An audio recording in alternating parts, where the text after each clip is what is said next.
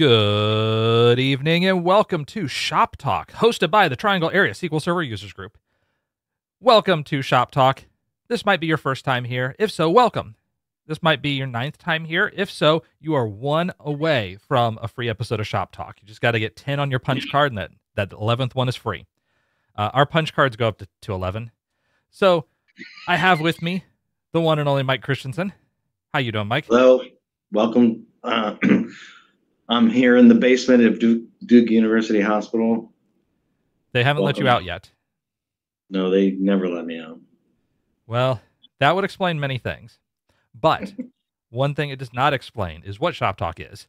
Shop Talk is our every other Monday get together, talk about some items, possibly newsworthy, probably not, and have a little constructive chat with our audience. So if you have questions, if you want to learn things, if you want to pick the brains of people who are willing to answer your questions, that's what we're here for. Unless I'm not willing to answer your question, in which case, I don't know what you're here for.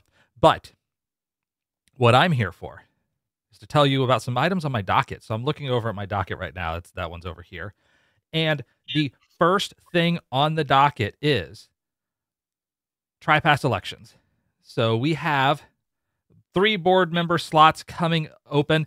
There are, basically the incumbents are running again. On Thursday, I'm going to send out a message to everybody associated as a member of the TriPass meetup. That is meetup.com/TriPass for a slate-based, hey, do you want to vote for the board to remain in position, do what they need to do, or do you want to vote for chaos? And admittedly, I mean, I can't criticize you if you decide I'm on Team Chaos, but I will send that out on Thursday, and we'll have an up or down vote. It'll last for a couple of weeks. We'll let you know about the results and pick things up from there. Item number 2. Oh, go ahead, Mike. Sorry. Be very wary of the F# developers honing in on the SQL Server group. We are a pernicious bunch. Pernicious is a good I mean, word. they are a pernicious bunch. I don't know what you're talking about. So, item number 2. This is just spur of the moment, me talking about it, but there might be a SQL Saturday in Raleigh next year. However, for there to be a SQL Saturday in Raleigh, we need a location.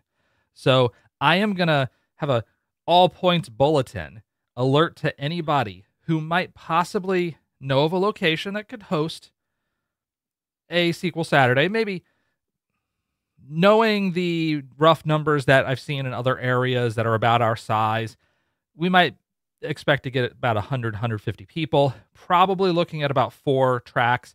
So 4 meeting rooms over the course of a day, over the course of a Saturday, and just having some place where we can get together and do that. We'll put out feelers as well, but I wanted to open the floor. If anybody had ideas, please do get in touch with me, and we will pursue avenues if we can land a location, especially if it's not an expensive location. I am already anticipating we will probably not have a huge budget for this year, but if we can land a location, then we'll do the legwork to put on a SQL Saturday in either March or April. So stay tuned for that. Again, if you have a place that may be willing to host, that may have several meeting rooms available for the course of a day, and that we could have 150 or so randos walk in, traipsing through, let me know. Oh, so can I say something? I mean, yes. You can also say something after you asked the question. Yes. You're giving me some inspiration, so I got some notes. So I will, as part of my I will talk to. So we have within Duke, there's Duke Regional, Duke Raleigh. We have many sites all over North Carolina, Virginia, and South Carolina, and I might be able to, if I talk to some folks, we might be able to do. There might be some space near Duke Raleigh that we could use. Maybe, right? Yeah. So because we've been successful. I mean, we did use some Duke space at one point in the last couple of years.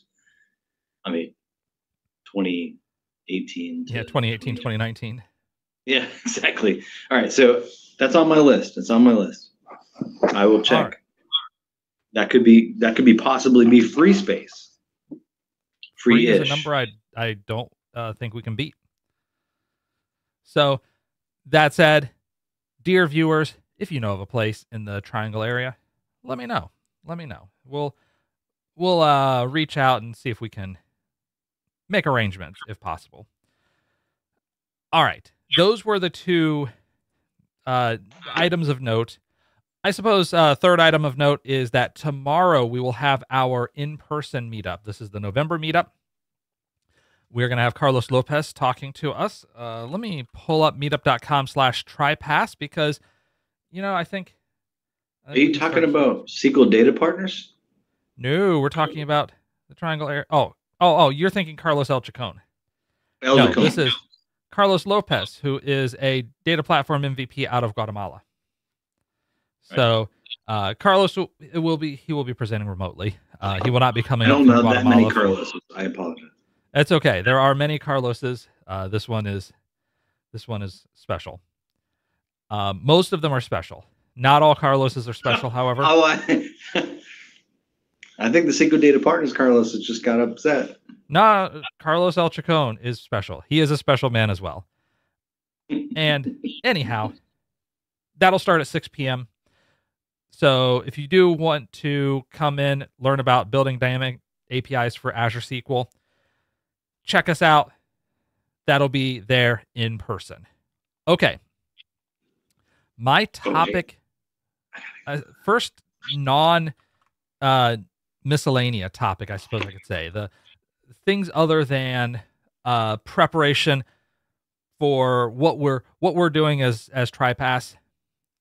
Let's talk a little bit about SQL Server Management Studio.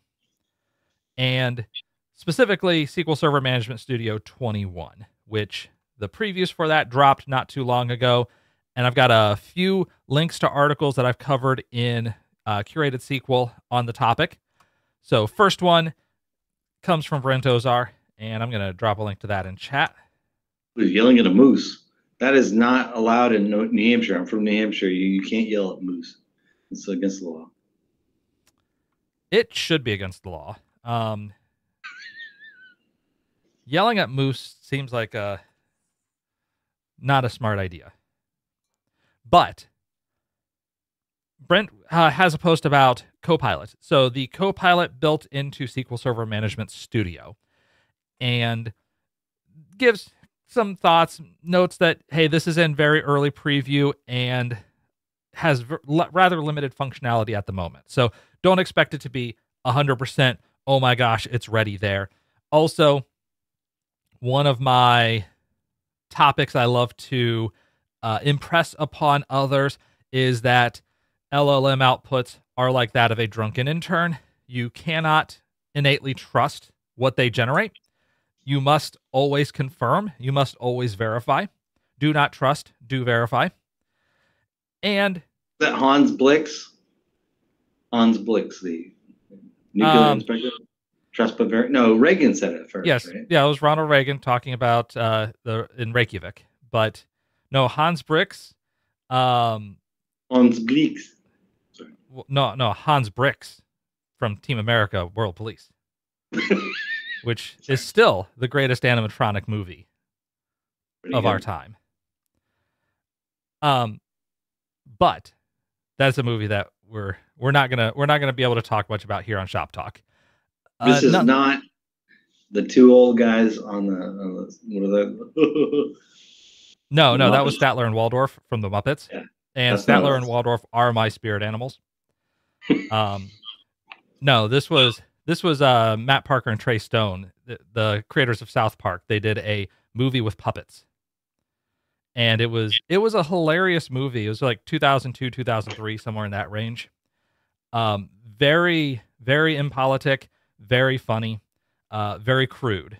And I'll leave it at that. And they had SQL Server database underneath the engine for the whole I like how production. you're trying to bring it back, but instead, I'm just going to bring it straight back to this article from Brent Ozar. So, as a note, it does send database schema configurations queries to the cloud because it's going to talk to Azure OpenAI.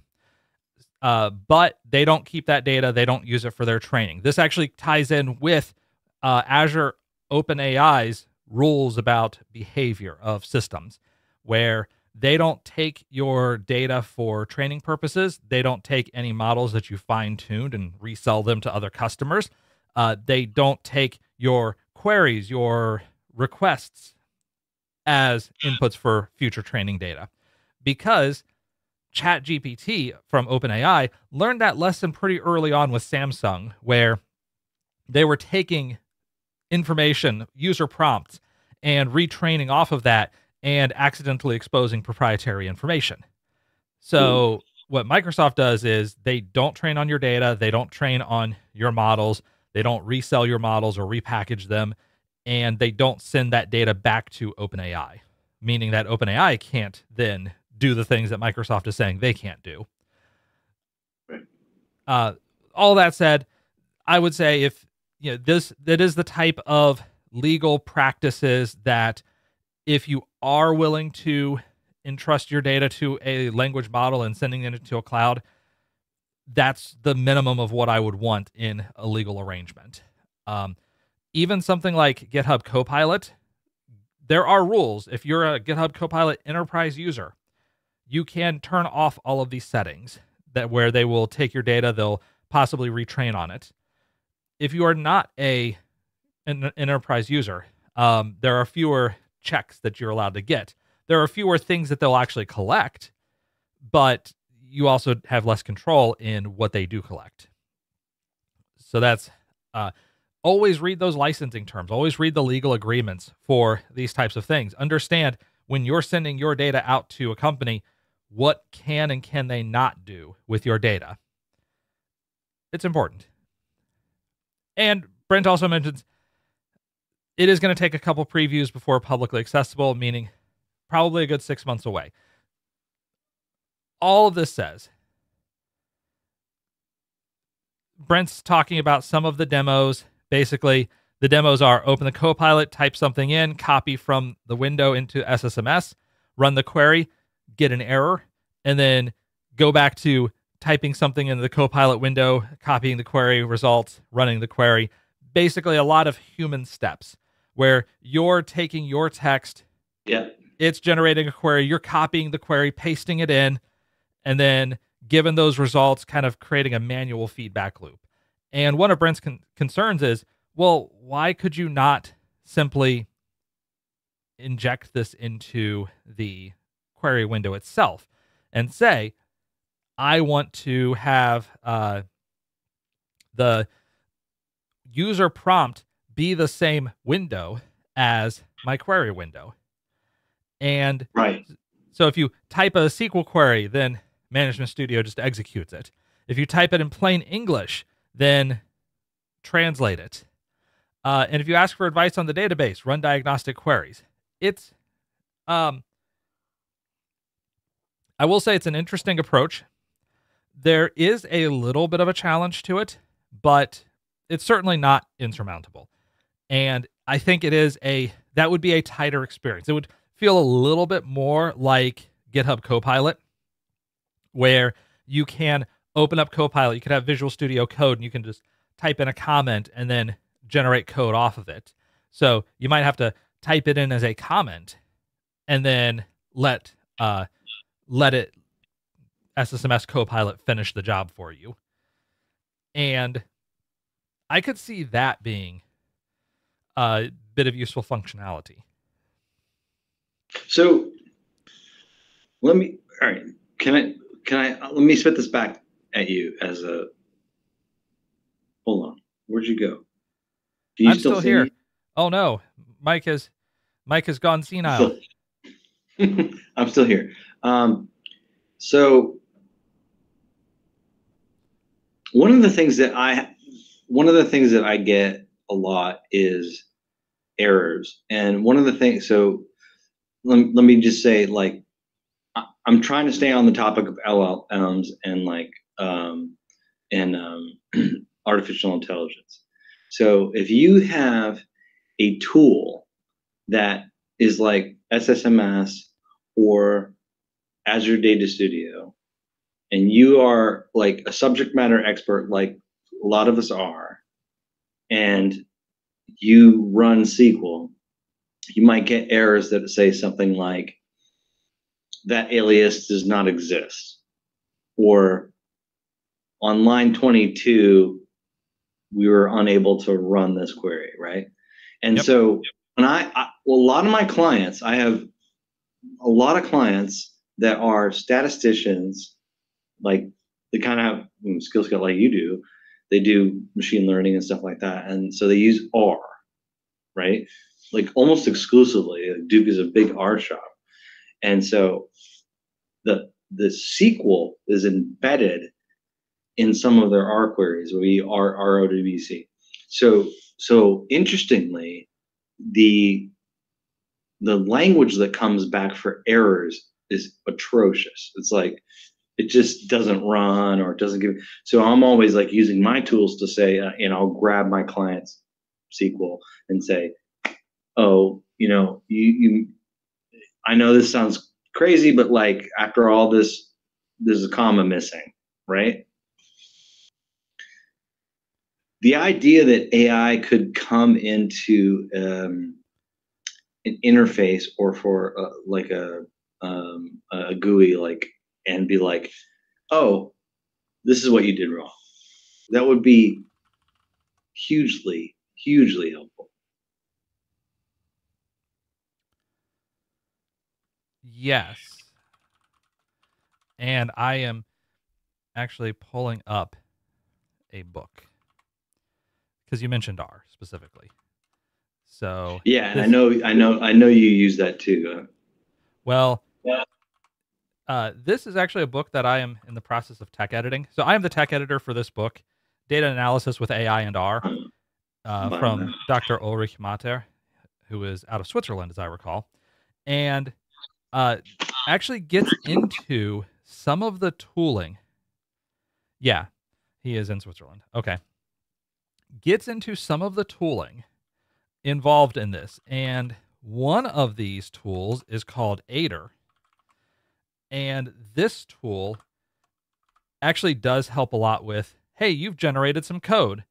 And now you have a chat, hey, execute my code. And then the error message that comes back, then you can send it back to the language model and then get the results of that and have it modify the code in an iterative process.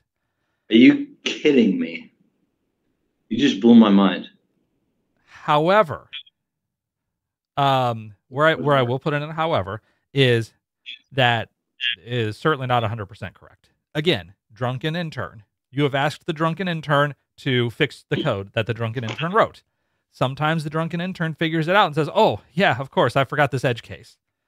Other times, it generates some other gibberish that also doesn't work. So you may have to step in and solve the problem.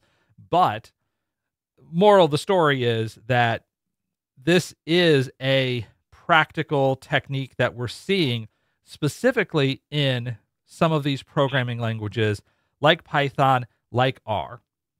So Aider is technically a Python package. However, you can use it to generate R code.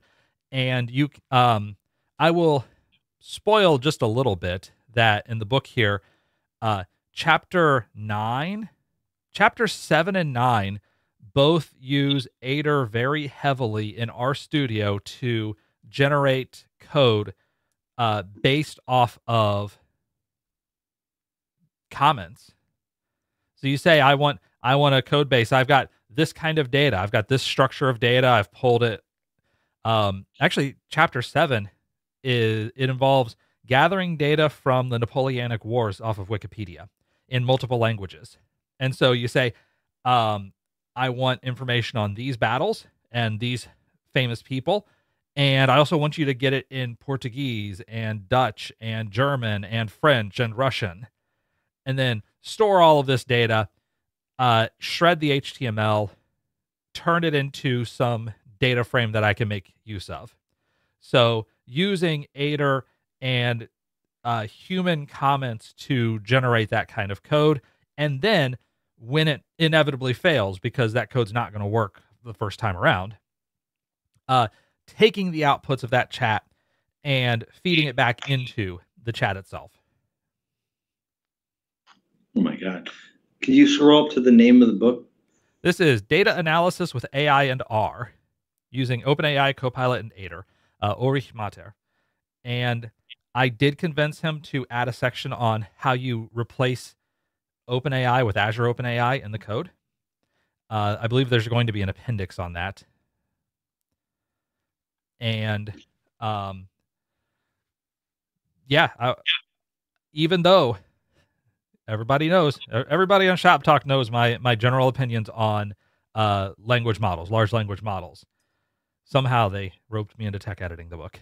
But publication, they expect it in spring. There's a early access right now for it, so you can get the first 6 chapters in early access.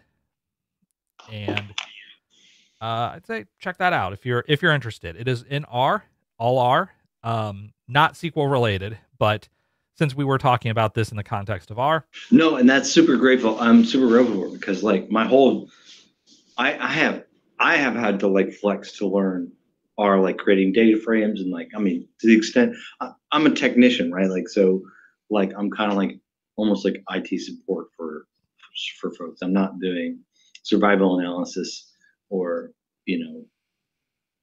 advanced analytics like that. So sure, this is really helpful for me because they all use R and they're all eager to learn. And like, this is something that they could really benefit from. Yeah, potentially. We have tons of masters and PhD students. Like, hey, Mike, I need to get access to Oracle, like, or SQL Server. I'm sorry, that's gonna be the future. I'm sorry, I said the O word. I'm sorry, chat. I said the O word. Mike, if you weren't last man standing, I would totally ban you from Shop Talk. Exactly. So this is great because I think that even though this is the nice MEEP thing is like, you can access things as they're being worked on, which I think is cool. Yeah, and I would expect some of these chapters to come out fairly soon. Again, still in early access. Knowing that I've tech edited these last 3 chapters already. So we may see them. All right, we've got a question from chat. Hi, Kevin. Hello. I have a question as a beginner in SQL. When I'm writing queries that require a combination of joins inside multiple common table expressions, I get a timeout error in my application. Individually, the common table expressions work, and they work until a number of common table expressions are joined. Is there a way to optimize this type of query? The short answer is yes. The long answer is I wouldn't be able to tell you for sure exactly how to optimize your query without seeing it. Based on your hardware and your whole circumstance. There's a little bit of that, but the pain point with common table expressions is that each common table expression itself is not materialized. So in SQL Server. And I'm pulling up something up right now so that I can share it on screen. But I have to make mention of that because actually in some database platforms like Postgres, the common table expression does get materialized. And what I mean by materializing is where the contents of the common table expression itself is stored in memory or as some referenceable object during the context of this query. Instead, what is happening is that the execution plan that SQL Server generates is across the entire query, not just this part of the query. So even though you can use a common table expression as a human to simplify how you are gathering information on the query, the optimizer does not have that capability to say, okay, we're going to query from sales order header and grab these details where salesperson ID is not null, store that in a variable someplace, or a temp table, or if we were talking about storage, it actually would be a spool. Just put it in a spool and then reference it later on when we need it. Instead, the optimizer is taking the entire construct. So if you have common table expression after common table expression, it has to take all of these, put them all together, operate on all of them at once. And the more complex your query gets, the harder it is for the query optimizer to figure out what is a good enough solution for this problem. The optimizer only gets a certain amount of time or a certain amount of operations that it can perform in how do I shape this execution plan before it has to give up and say, I'm going to pick the best one that I found so far and we're just going to deal with it. And if you have more complexity, the greater your level of complexity, the increase in the number of combinations that are possible in how you can order the data, access the data, filter the data, join the data, ways that you can join the data to come up with a plan that generates the results that you need. And so, quick recommendations on there. Number one would be not necessarily to have long chains of common table expressions. It is fine to have common table expression, 2, sometimes 3. I don't know that I would go too much further than that. Especially if your common table expressions are referencing, like if 2 is referencing 1 and 3 references 2 and 4 references 3 and so on, this is creating a rather complex chain of events. If you have dozens of common table expressions that are essentially selecting from a table and then you're joining them all together at the end, this is also a little bit of a mess. And it kind of sounds like that may be close to the type of code that you've got. And so a couple of suggestions. Suggestion number 1 would be, see what you can do to simplify the query. In many cases, when you have one complex query that is not performing well, it can perform better if you take certain components out, simplify the process. Have a couple of temporary tables that you can generate. So take the results of some of the steps, and maybe if you have, let's say you broke it out as a human would, and you have maybe a 7 or 8 step process. First, grab these records, then you join to this other table, then join here, then perform these operations. That's in a separate common table expression. Then take those results, join to these tables, group this data. Then that's at another common table expression. Then take those results and join to some other tables that are in a linked server someplace. Basically, do what you can to isolate out common chains. Like these few steps, maybe in this case, let's suppose that this particular query was performing really poorly. You might try taking these results, load them into a temp table, and then query the temp table and get salesperson ID, count, sales year, group by. Now this is a fairly simple one, so I wouldn't do that in reality for this query. But if you were talking multiple steps where you're chaining together logic and trying to do one set of filters at a time, that could potentially help. Another thing that can potentially help is analyze the query and see if there are redundancies. Are you joining back to the same base tables repeatedly? Do you need to join back to those same base tables repeatedly? I have seen queries in the past where, because you have people have views, like I have a view that joins to a view that joins to a view, except that this view is actually 3 other views joined together, except that each one of those views is a bunch of tables joined together. Ooh. That what happens is the database optimizer, again, doesn't have enough time and number of operations it can test to see, do I have the ability to take that reference of the table and that reference of the table and that reference of the table and convert that into one query of the table to get the data that I need with different filters? Can I stop you for 1 second?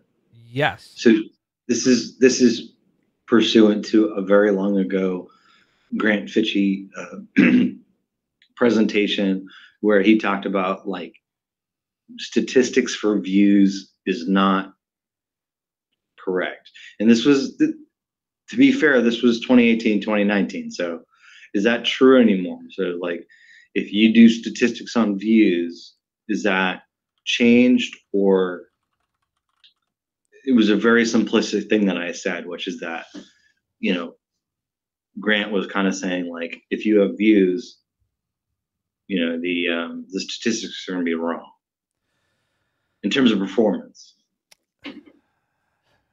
I believe it's going to depend on the cardinality estimation, in the cardinality estimator that you're using, and how complex that view is. Right. I don't know off the top of my head, but yeah, I would expect that there could be a challenge there. Okay, so does that look like reducing the number of columns of data called or adding more where statements inside of common table expressions? For context, I'm only limited to data query language. Yet limiting to one query is where things get a lot tougher, because the advice that I was in the middle of giving before Mike not rudely interrupted me was that the simplest way to reduce problem complexity in this space is take some of those steps and turn it into a temp table. Load up a temp table and then start from there. So that way you simplify the problem that the optimizer has and reduce the space of possible scenarios. You may also be able to aggregate data earlier and take advantage of more optimizer tricks that the database engine won't necessarily be able to do with a single, more complex query. So I would say more where statements inside common table expressions. I would say try, if you can. Again, I'm having to spitball speculate based off of hypothetical queries, so it may not apply directly to your case here, but where you can, minimize the number of times you reference a single table. So if you have a table, table one, let's say ultimately you've got table employees one, or employee or whatever. Table one, table two, table three. Let's keep it simple with those three. But if your common table expression is select these columns from table one where X is equal to 4. And then common table expression 2, select these columns from table 1 where Y is equal to 3. And then common table expression 3 is select these from table 1, inner join CTE1. I can see that being problematic. Yes.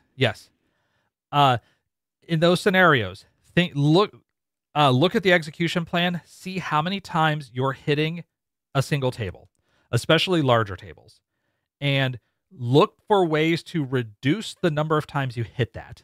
This is why I mentioned views. If you have views in your queries, you may very well have more complexity in how you're accessing tables than what you might necessarily want. So what this would look like in practice is trying to reduce the number of times you reference a single table in your total query. Would look like trying to filter down as quickly as possible on your biggest tables. So look at whichever table as part of your query is the biggest, meanest, baddest one. Make sure that you are filtering that down early. If you have the ability to seek on an index, that you're doing that you're applying whatever filters happen as soon as possible. that you are filtering before you aggregate. So if you are seeing 30 million rows aggregated to like 5 million rows and then filtered down to 300 rows in the execution plan, what that's saying is you're having to pull 30 million rows to get to your hands. 500 times some factor to get maybe like 50,000. And if you were able just to get those 50,000 in the first place and then aggregate that down to 500, then you now reduce the amount of IO necessary for this query significantly. But in order to do that, you have to sometimes make sure that the query optimizer has the right picture in mind when you write that query. And again, the more complex the query is, the more working parts there are, the more likely the optimizer will eventually say, I don't know, and just give up and just give you the best that it could do, which may end up being something that takes longer than 30 seconds. So that's high-level generic advice. Check out the execution plan. I mean, that's going to be step number one. Try to understand what in that query is making it slow.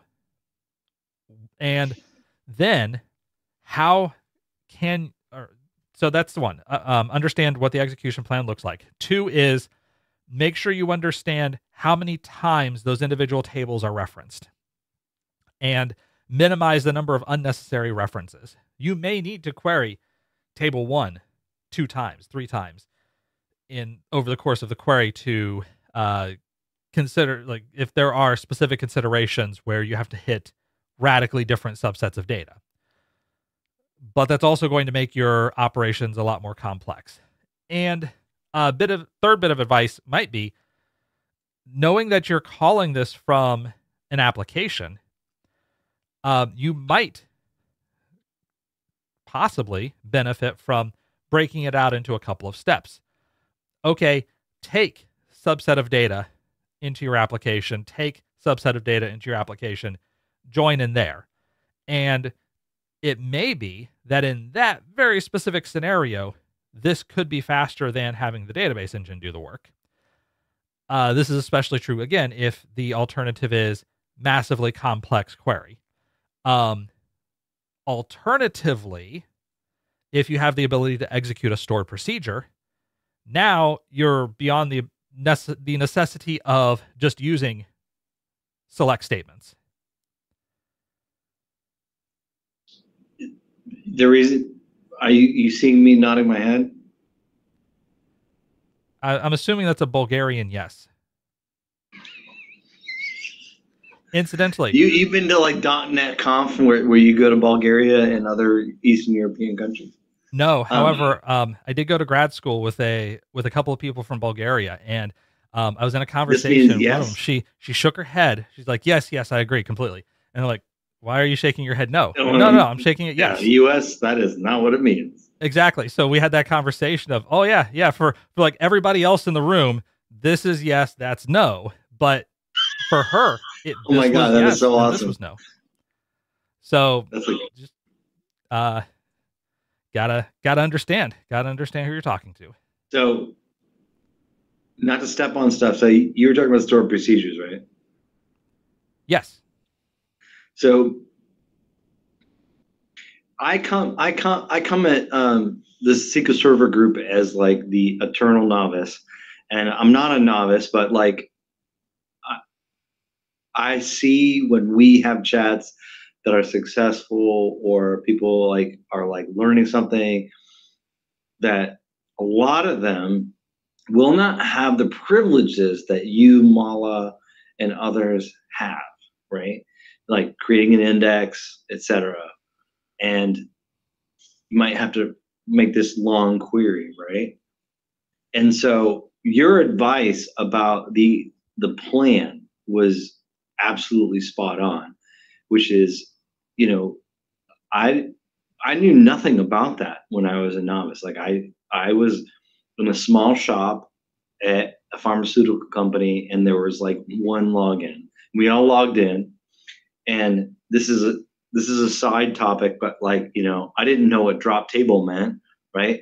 And so I dropped like one of the main tables by accident, and then everybody was like, "Oh, we actually need security, right?" So so I work at a mega large, you know, employer now, and so I'm thinking if people are coming in and coming to our channel and to SQL Server in general, and to like that, like they might not be able to do some of the stuff that we're talking about, and like your suggestion about performance plans is great, because even if you don't have the reach to be like, I'm going to do a temp table or I'm going to create an index, you can have that. No, you, even if you are a reader, like when I say a reader, like I can create this, you know, SQL query with like 19 CTEs, which, you know, Kevin was just explaining is not the greatest idea, depending on how many times it references certain stuff. You can have the know-it-all to put in a ticket to DBAs, etc., to say, hey, I'm noticing this. I can't be like grant select or create index. I'm not allowed to do that, but like this is what I think is the issue. And that it would just be like an incredibly more informed ticket that your DBAs will appreciate. True. So yeah, following on in here, um, I would like to clarify, 3 is not necessarily a magic number, but basically the more common table expressions you have, the more complex that query gets, and the more likely it is that the optimizer just throws its hand up and says, fine, whatever. And would it help to have fewer? Your enthusiasm, like da, da, da, da, da. Right. Would it help to have fewer common table expressions with more joins in them? That is a firm maybe, and it might be worth trying. I could see in some situations where that could be successful, that could actually help. But again, check the execution plan. That's going to be your biggest indicator of whether or not it'll work or not, is how does the plan change when your query changes? And because I haven't pushed this lately.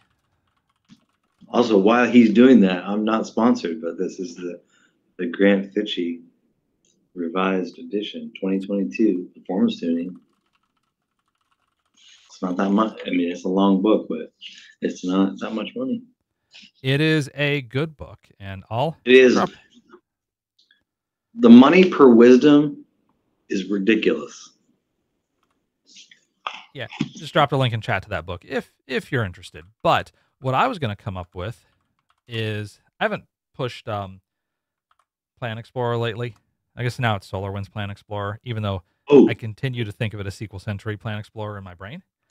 I honestly, sorry, Kevin, I know that we're live.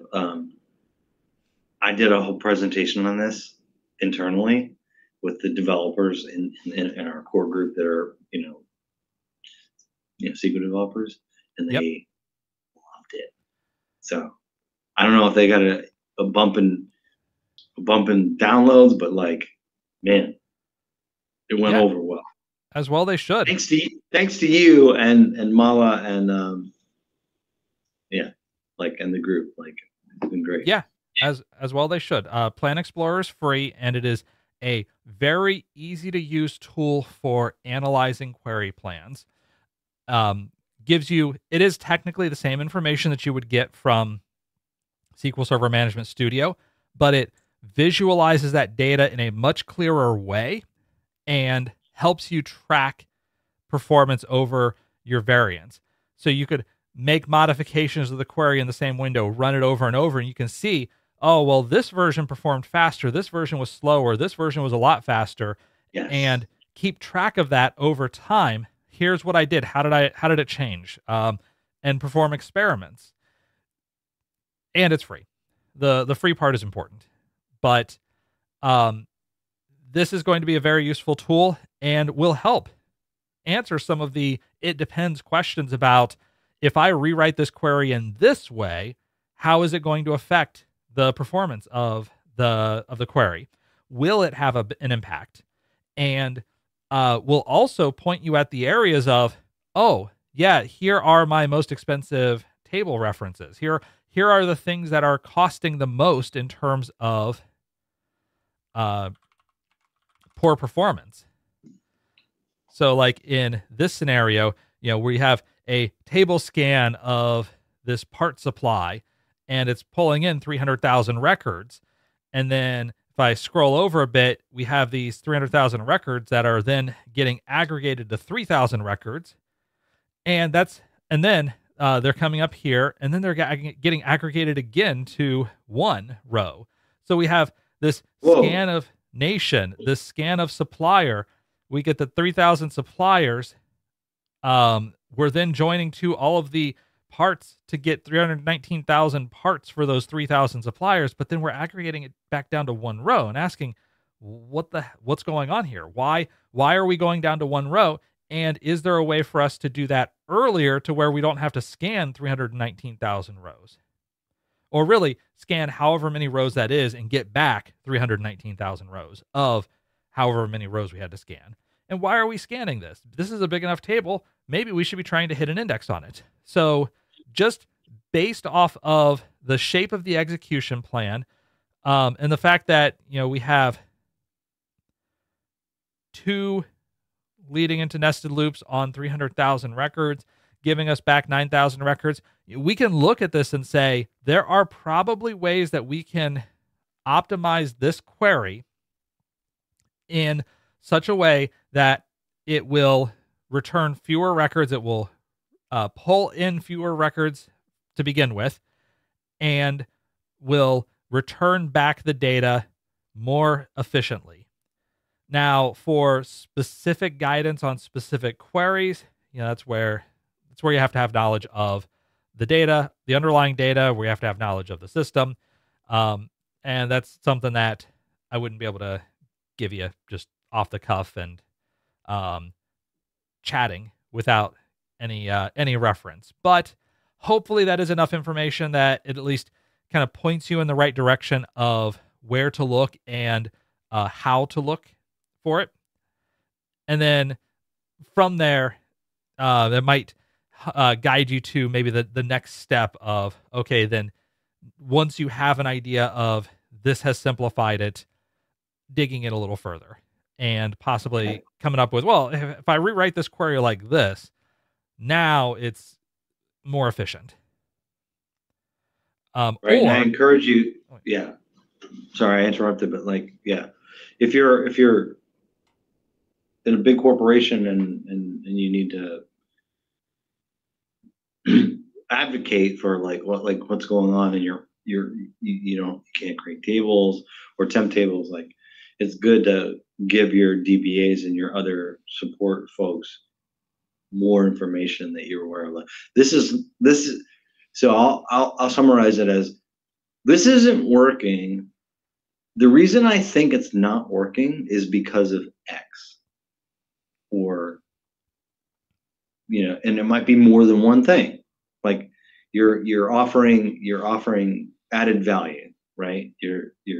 I can't change the indexes, but I can tell people in my company, what next steps might be possible, and I think 90% of them are going to be appreciative of that. Yeah. At the very least, hey, here's the execution plan. Here's what I'm seeing. Maybe you see something else. Maybe you can find something else. So that may also be a way of leading in, instead of, well, I don't know how to solve your problem, as the DBA saying, hey, I don't know how to solve your problem. Just write better queries. Leading into, okay, here's what the execution plan is saying. Here's what my analysis has looked like so far. But, hey, here's how maybe you can help with that. So see where my isn't performing well. I'm definitely at a point where I can write queries, but don't know best practices yet. And that's fair. And For that, That's where I started. Yeah. yeah, for that, if you have the budget for it, I will second the recommendation of Grant's book. I did a short YouTube video on it. It is a huge book. It is the type of book that will take you quite a while to read through. It's 700 or 800 pages of content. And that's actually a shorter version of the book than his 2019. But I still recommend get the 2022. I'm doing it. I'm doing it. I see what you're doing. I see what you did there. But all right. Thank you for the question. So we got about 10 more minutes, and wanted to talk about a couple of other blog posts that are on the topic of SQL Server Management Studio 21 preview. And this is Ritza Eskins, and I probably mispronounced before you're about to. Can I tell you what I'm on? I'm on 19.2. Is that really old? It's kind of old. I mean, 20 has been out for a good year and a half, 2 years. All right, good. But it's okay. This is for our viewers. Like this is real time. This is you know. So I will say while you're talking, I'm going to do something. I will say I was on Management Studio 19 until a month ago. I've just gone to 20 on this desktop. Gotcha. At the office, I don't remember which version of Management Studio it is. I have no control over that. You have regulatory constraints, right? Too, like. Yes. So they have to go through whatever vetting process before they can do an update. So I have no control over any of that. I just take whatever version of SSMS they give me. And but at home, I'm using 20. I am not using 21 preview. I'm going to wait until it goes GA. I'm kind of past the point where I want to try out the preview. I appreciate the people who try out the preview, but in this case, I'm not one of them. All right. Couple changes came out of Management Studio 21. So Ritza mentions, number one, new Visual Studio. So this is not the same Visual Studio that core that prior versions that SSMS 20 and 19 used. It's actually a different shell. And thus it's a little prettier. Point number two, there is sign in with GitHub. So you can actually sign in with your GitHub credentials or with your Microsoft credentials and share across devices. Now, I would love for this skip this for now be skip this forever. I don't want to do that.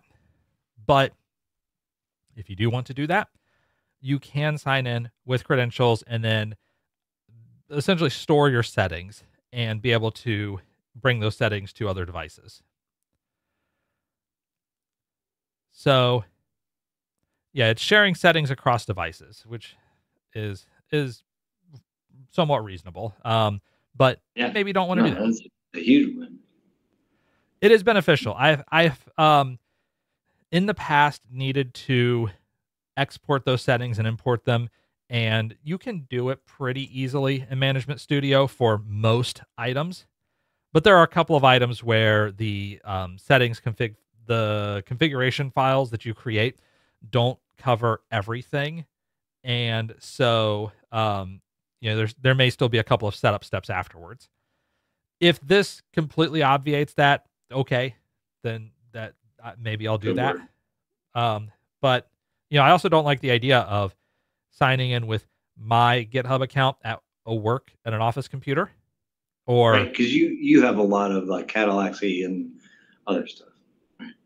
Yeah, where I've got consulting customers, or even just at a full-time job, just the idea of, hey, if I'm a full-time employee of a place, I don't want to use my personal account logged in at that work computer for this SQL Server Management Studio, because who knows what shenanigans may come up.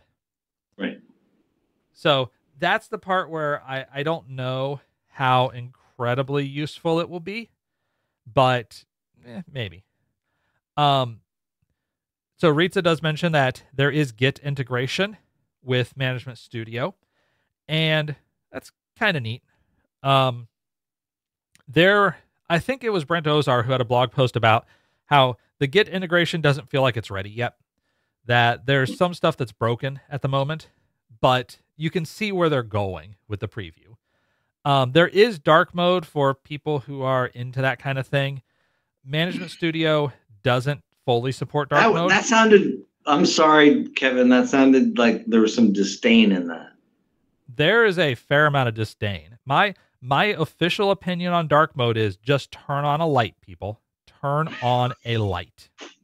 I thought there was an angle there. Yeah, in all honesty, I don't really care about dark mode either way. I will use a dark mode. I will use a light mode. I kind of prefer light mode. If it's dark mode only, whatever, I'll do it. Grafana is dark mode by default. I don't go out of my way to change that.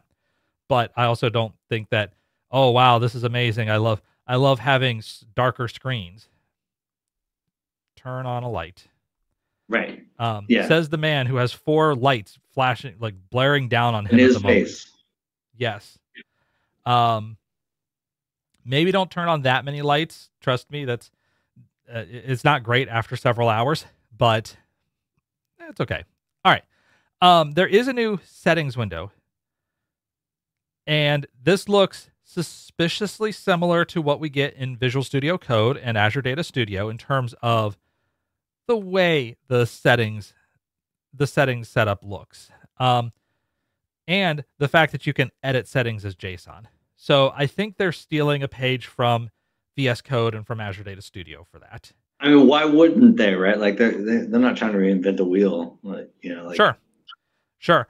And the old Management Studio options, I don't know that this was a fantastic experience to begin with. So, okay, it seems like this might be a little bit better. It's a little more consistent across the VS Code, Azure Data Studio, and now SSMS.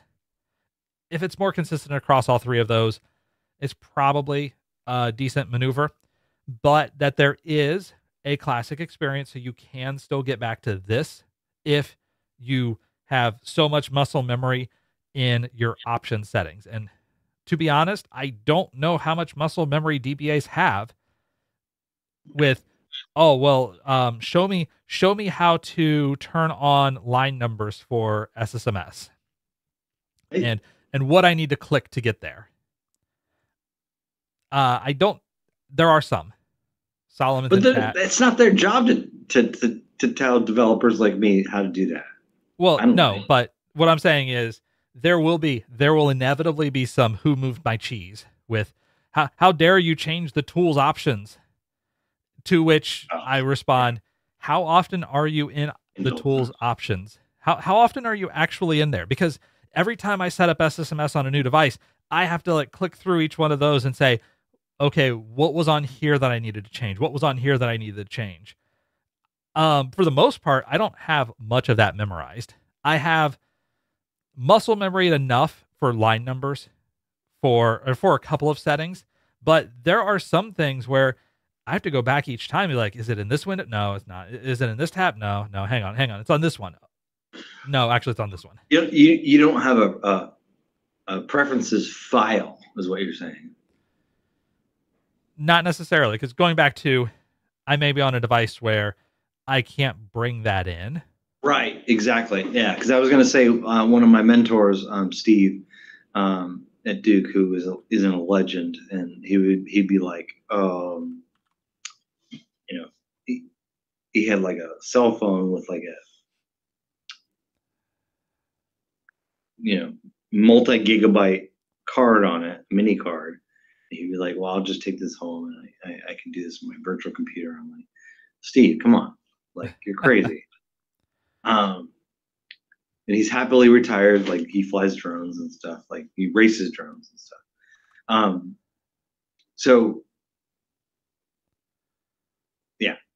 So I think, all right. So I think, I know we're at time. Is that is that your number one client? When I say like, so we use dbeaver and we use Azure Data Studio. SSMS, is that your number one client, like day to day? I know it depends because you have different roles, but It'll depend. Yeah. What I'll say is I have taken a lot to Azure Data Studio. I will use it pretty often on this desktop. When I'm demonstrating, I tend to demonstrate in Azure Data Studio, except when I'm doing certain administrative tasks. There are some things that Management Studio is still better at around backups. My day job, I have to use Management Studio. Azure Data Studio is not technically approved. Right. For consulting customers, I will use whatever they have available. Most of the time, they'll have Management Studio because that's what they know. Sometimes they'll have Azure Data Studio, and I'll use that. But basically, it's be familiar, be comfortable in both, because at the end of the day, you're still writing the same SQL statements. You're still writing the same, like doing the same work. Yeah. I mean, and I think a lot of us here in the transition that people have heard about, like I have Oracle up, I have SQL Developer, I have dbeaver, and then I have SSMS, and I have Azure. So I need a lot of RAM. That's what I'm telling you. I need a lot of RAM. That's the end. Exactly. That's always the answer to everything. Need more RAM. Very last thing before we wrap up. Vlad Dramea. I dropped a link to Vlad's post as well. I actually wanted to point out this because it's a little ironic. So Vlad asks, startup, is it still slow? And he says, okay, on PC, it's 11 seconds clicking the icon until the connection dialog is available. 2 seconds slower than SSMS 19 and 20. So yes, it's still slow. Go back to Ritsa's post. And let me double check.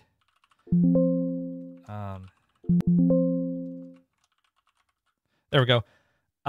On my machine, it takes 18 seconds between clicking the new icon and the appearance of the login screen. SSMS took 24 seconds in 20.1. It is faster, but I hope the following updates reduce startup time. So your mileage may vary. Long. 25 seconds is long. Yeah. That is, yeah, that's a pretty slow startup. But your mileage may vary on whether 21 preview is faster. The hope is that 21 full will be significantly faster than 20 and 19 were. But, we'll see. That may take a little bit of time before we get some solid information on it. And we're not going to solve that tonight, which is good because it is actually time for us to wrap things up. So thank you, everybody, for tuning in to tonight's episode of Shop Talk. Remember, if you are in the Triangle area, love to have you come out tomorrow for the November meetup, meetup.com/TriPass. And until we do see each other, either on a future episode of Shop Talk or in an in-person TriPass meeting or even online TriPass, everybody, take care.